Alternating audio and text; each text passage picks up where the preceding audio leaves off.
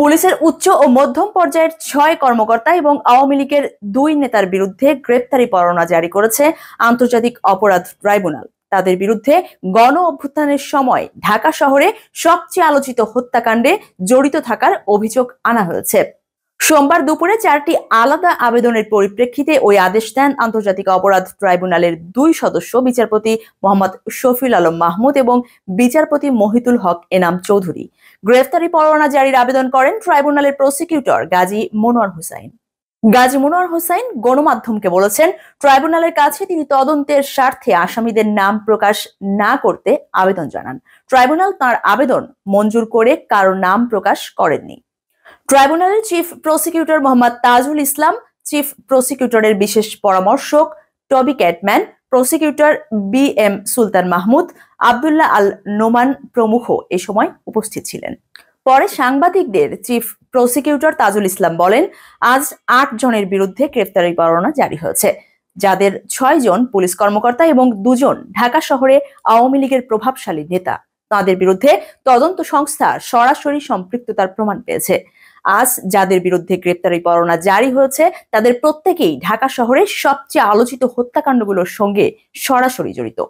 এদিকে আন্তর্জাতিক অপরাধ ট্রাইব্যুনালের মামলাগুলো খুবই জটিল বলে উল্লেখ করেছেন চিফ প্রসিকিউটরের বিশেষ পরামর্শক টবি ক্যাটম্যান। তিনি মনে করেন, ট্রাইব্যুনালের মামলায় সময় লাগবে, তাড়াহুড়ো করা যাবে না। এছাড়া ট্রাইব্যুনালের বিদ্যমান আইনি কাঠামোয় প্রয়োজনীয় পরিবর্তন আনতে হবে বলেও তিনি মনে করেন।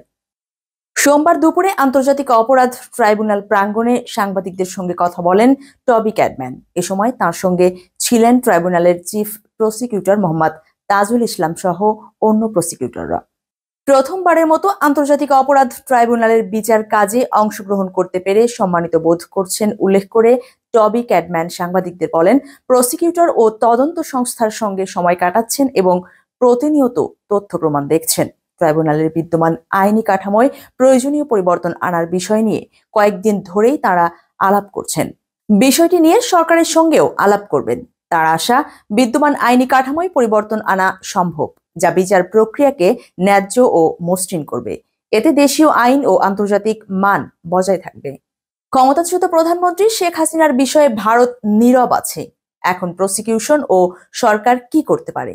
এর জবাবে টবি ক্যাটম্যান বলেন, তিনি এবং চিফ প্রসিকিউটর বিষয়টি নিয়ে আন্তর্জাতিক পুলিশ সংস্থা ইন্টারপোলের সঙ্গে কাজ করছেন। বাংলাদেশের পররাষ্ট্র মন্ত্রণালয় শেখ হাসিনার প্রত্যর্পণ চেয়েছে। এ বিষয়ে ভারত যাতে ইতিবাচকভাবে সাড়া দেয়, সেজন্য দেশটির উপর অবশ্যই চাপ দিতে পারে না বাংলাদেশ সরকার। তবে টবি ক্যাটম্যান মনে করেন, শেখ হাসিনাকে ফিরিয়ে এনে বিচারের মুখোমুখি করা হবে। এ বিষয়ে আশাবাদী হওয়ার মতো কারণ রয়েছে। বিচার ন্যায্য হবে, আত্মরক্ষার জন্য তাকে সব ধরনের সুযোগ দেওয়া হবে। এটা ভারতের বিষয় যে তারা দায় মুক্তির পক্ষে দাঁড়াবে নাকি আইনের শাসনের পক্ষে। তার আশা, ভারত আইনের শাসনের পক্ষেই দাঁড়াবে।